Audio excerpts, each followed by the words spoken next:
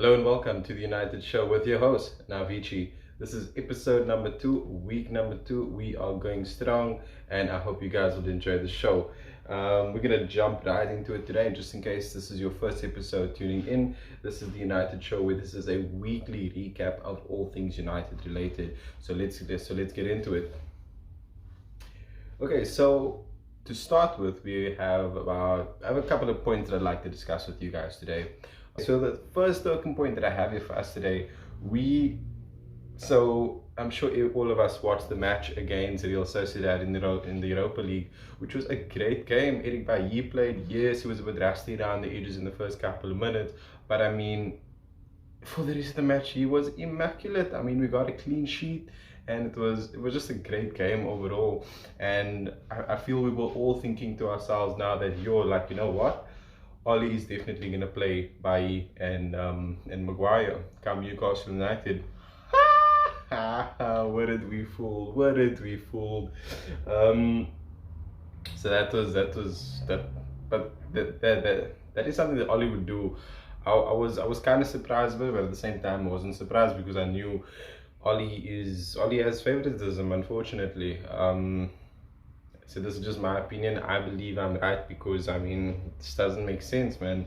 And they were still being used and we could see the difference in the game. Like, we played so reserved, were so defensive, we were passing sideways and backwards the entire time, which was just so irritating.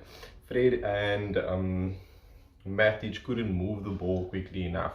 They were just, it was just, if you compare the game from Real Sociedad to the Newcastle game, so there was such a massive difference, and I hope you guys could see it as well, because for me it was blindingly clear. We're going to move on to the next point, which is the thrashing of Real Sociedad by 4-0. I mean, that was a highly unexpected result. I mean, I told you guys last week, in case you remember, that I think we are going to, if we go there and we win, we'll be lucky to win. Boy, were we lucky. I wouldn't even say we were lucky because we actually played very well. We played 4-0. We kept the clean sheet against some very difficult Spanish opponents, and history didn't beckon itself because, as I recall, United and Spanish teams not always our preferred opposition, if I can put it like that. So that was a very good game, I must say.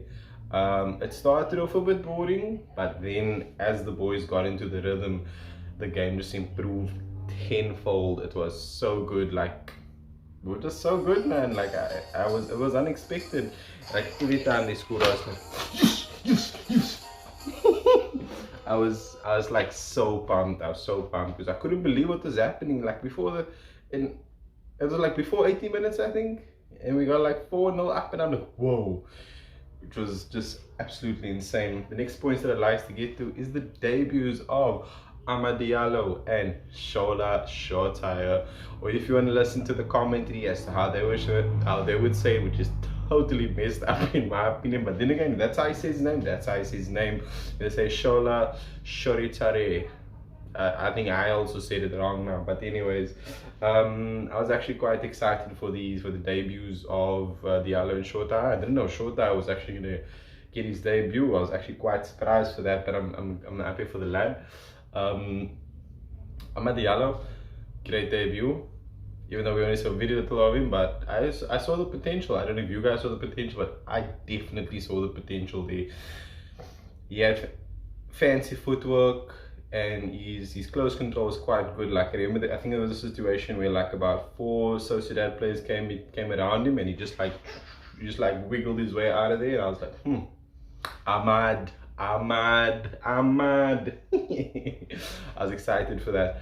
I was rather disappointed in Ollie for only giving him like, what, 10 minutes, 12 minutes? I don't even know, because I told himself the minute we scored the 4th goal, in the next 2 to 3 minutes, Ollie, you have to make subs. I mean, you brought Amad all the way to Turin, and you only gave him 10 minutes. While I accept it was his debut, the way that we played, when we went 4-0, 3-0 up even, I think now is the time for subs. You could have seen what Amad was about, because a lot of people forget, yeah, Amad is 18, but Amad costed us north of 30 million. It's quite a lot of money for an 18-year-old, and we're playing him like a youth player. Like, he's coming through the ranks, which I think is wrong, because we need a right winger. We need to see what he's about. We need to play more. Shola'S, I'm just glad he got his debut, and it's nice to see this because Dortmund do this a lot. I mean, we have, what's the guy's name? Jude Bellingham, Yusufa Makoko, Giovanni Reina, all these youngsters playing, and they are coming up and their stocks are just skyrocketing. That's why, and we need to also do that. If we have the youngsters to do it, why not?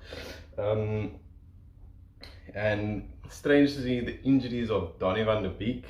Now, how he got injured on the bench. But yeah, I just hope he comes back. And who knows, maybe when he comes back, we'll see Ollie maybe putting faith into Donny, which I want to see, because we all know he's a good player. We all know that. I mean, FIFA 21, my boy is chilling here on like 89. Guy's not even like 25, 26 years old yet on career mode, but the bra's like, yeah, 89. So I know he's good. I'm joking, man, but Ajax, there is Champions League, great player. Cavani, obviously, you know the deal with him. He'll come back strong. Yeah, and off to the next segment of our show, which is the matches that we've played recently. We played against Real Sociedad. The highlights of that game were, firstly, that we won 4-0, which, as I said already, was quite amazing, quite unexpected, might I add. My man of the match, and I think everybody's man of the match, was Bruno Fernandes. Say it with me now, Bruno Fernandes, or Fernandes, I don't know how you want to say it, either or, we know who he is. The goal of the match for me, that was his second goal. Now, if we're honest, in that time match, there wasn't really the greatest of goals, but there were goals. Why I say his second goal was the best, because it was so, like, he had to do it then and there. Because the ball just went up there by James, and he just like, he just pressed, he just shot it, it went into the corner, and the keeper was like out here diving like the bro is playing cricket or something. I was like, yeah, Bruno, magnifico. But yeah, that was cool. He was my man of the match. Save of the match was negligible because clean sheet, and Innocent didn't have a lot to do, in my opinion. So I think we're gonna keep the save of the match. If you want to put the save of the match below, for the Real Sociedad game, then by all means plug it below in the comment. I'll have a look at it.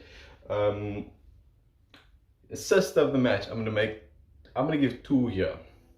I'm gonna give 2 of them, because both of them were great. Both of them were for unlikely players. Assist of the week for me was Fred and Bailly. I mean, not the week, sorry, of that match was Fred and Bailly. Bailly, you saw it was like, you just stood there in the centre backs, you did like an old Virgil van Dijk, and like, bah! And you just plugged Dan James, and Dan James just sonic there, he jogged down there, and he scored the goal, and he bobbed the brow, like, whoa, Dan James, back in it, boy, back in it. Verdict, we did it was a great game. We did much better than I expected, and I think this was one of our best performances this year. You're probably going to say, hey, what about Southampton? Never. Southampton was against 10 men. This was a good game, but it was against 10 men. And then, let's be honest, we knew we were going to win Southampton. We didn't know we were going to win Sociedad in the form that we were in. So, props to the boys there. And then we had Newcastle United. The Newcastle United game for me was... Love the result, don't get me wrong. Just the entire game for me was a bit boring, if I'm honest. We had so much possession. I felt we could have played much better. It's like we relied so much on individual brilliance.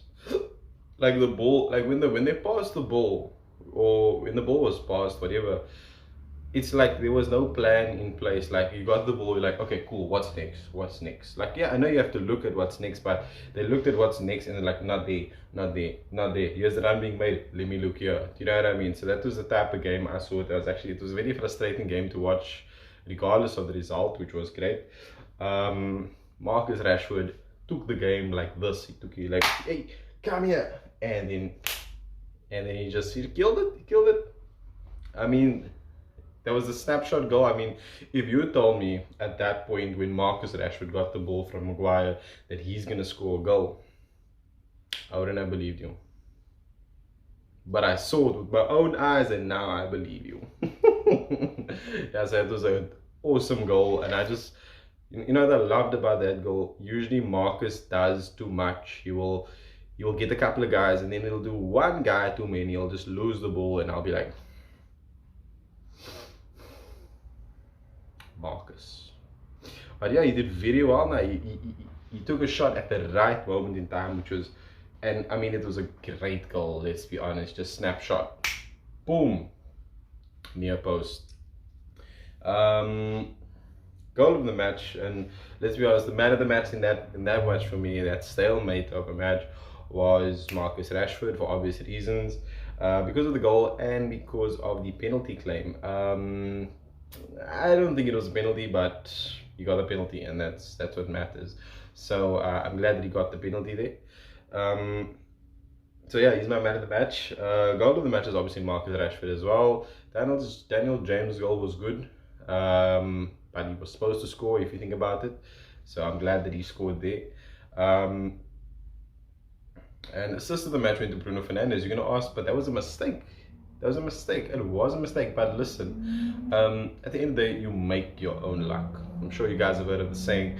So I mean, Bruno, like, he deserved that. He was, yes, it might not be his best display, but he did well in that match. We got up there, and I mean, if he didn't get that touch, Newcastle would have cleared. James would have still been chilling there. We both know that. So yeah, assist of the match is Bruno Fernandes. Save of the match. There was no save of the match for me, really. Yeah, the one that he tipped over was great and stuff, but realistically for me, he should have saved the goal. Yes, I know it was a very crap clearance by Maguire. It was atrocious defending by our team because nobody was marking Saint Maximin. And you know, when I saw that goal go in, I had flashbacks to the Everton game because James Rodriguez was just chilling there, all up in a space, and he just scored. And then Maximin did the same thing. But you know why I say they should have saved it? Because he got his hand to it. And in my opinion, if you keep his hand to it, you need that strong hand and you need to push that ball away. You know what I mean? But yeah, that's just my opinion. Very boring game, good result. So yeah, put your comments below on how you guys felt the game was. The Europa League game as well as the Premier League game against Newcastle. I'd love to hear your thoughts. I'd love to hear what you guys think. And yeah, I think this is a fan channel. I want to hear what you guys have to say, man. Thanks for the engagement so far, guys. I must say it's quite great, much better than I expected. I'm hoping to improve that this week. I'm hoping that my content is better for you this week. My setting, it's going to improve, don't worry, but I think it's much better than last week. Yeah, other than that, it was a good game week, I must say, because previous game week, yeah, you remember we had the double D game week, wasn't that good? So yeah, I'm just glad that we got the 2 W's, we got the 2 3 points in the relevant. Okay, well, we got 1 3 points, we got 1 W, but we're basically through in the Europa League round of 32, so that is great, absolutely great. So well done to the boys there. Let's move on to the next segment. So these are my expectations for the up and coming week. Our form is definitely improving. How do I feel about the Chelsea game? Well, look, Oli has a pretty good record against Chelsea, against Lampard in particular. The only game that we really failed is in the FA Cup against Chelsea. So in terms of the Prem, I'm pretty confident. I don't want to draw. I'll be honest with you, I don't want to draw because we're at a very crucial point on the log at the moment, and I mean, Leicester is only behind us due to goal difference, so I honestly think we need to win that game. And yeah, we need to put that game away, even if it's 1-0, 2-0, 3-0, 3-0.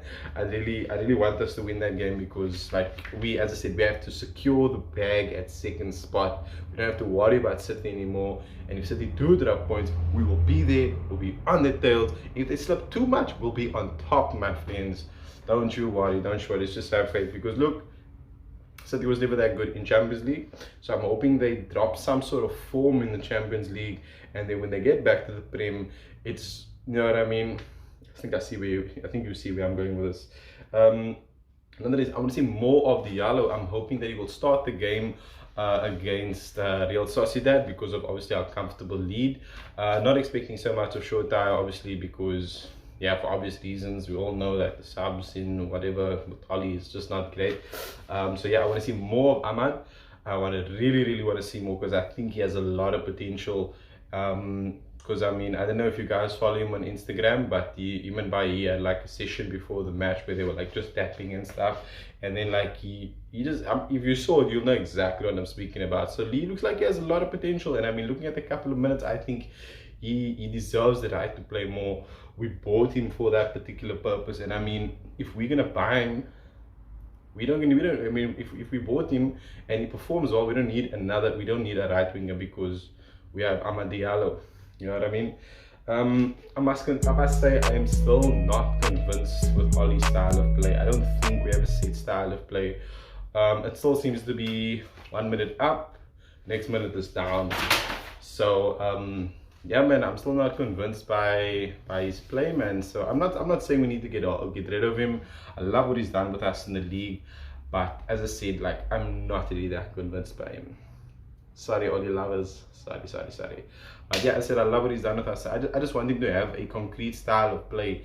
Like if you look at Pep, if you look at I mean, look at Inter at the moment. You know, they're killing it, but these coaches all have, and Ancelotti, they all have a style of play. Whereas with Oli, we know he's going to counter attack, but yeah, man, just not so much of an Oli fan. But yeah, as I said, like I honestly think that if we come second, then by all means you should keep him, give him a new contract, whatever. But yeah. Anyways, moving on to the last segment of the show is your transfer rumors. Sorry, my bookie dropped. I'll show you guys heard it earlier. Look, I read an article this morning, which basically, because look, obviously we all want signings at the moment, because as we discussed last week, we need at least 3 good players if we're going to make this work, if we are going to progress next year in the league and become title challengers. It's pretty unlikely because of the article that I read, whereby basically our interest in Jadon Sancho is dropping. We're no longer really that interested in him because of Greenwood, and yeah, basically because of COVID and all this. Yeah, all this basically not getting players again. We're still gonna get some pop players again, players that we don't want. But yeah, well, that's life as a United fan now. It is what it is. Paul Pogba has 1 year left on his contract. I think he's probably gonna leave, especially with his agent Mini Raiola. I don't think he's gonna renew. I wouldn't expect that to Pogba, because look, he's a World Cup winner, so why wouldn't he want to go play for the team where he's actually gonna win trophies, unlike United at the moment. So we need a centre back, because Bailly, in my opinion, is the best centre back that we have, but his injury record is what's the problem. But yeah, man, apparently, listen to this, apparently David De Gea is wanted by 3 clubs, one of which is PSG. I love it because PSG just gets all of our players. So and they have the money, so I'm hoping they buy him, because we can his wages is too high, then we can get more players. And I think Henderson, I think his time is now. I'm not saying that here is not good. I just have a preference to Henderson. I just like the way he keeps. I like the way he's vocal and all that. But yeah, I said that's just my opinion. A lot of people disagree with this, but oh well, it's your opinion versus mine. Anyways,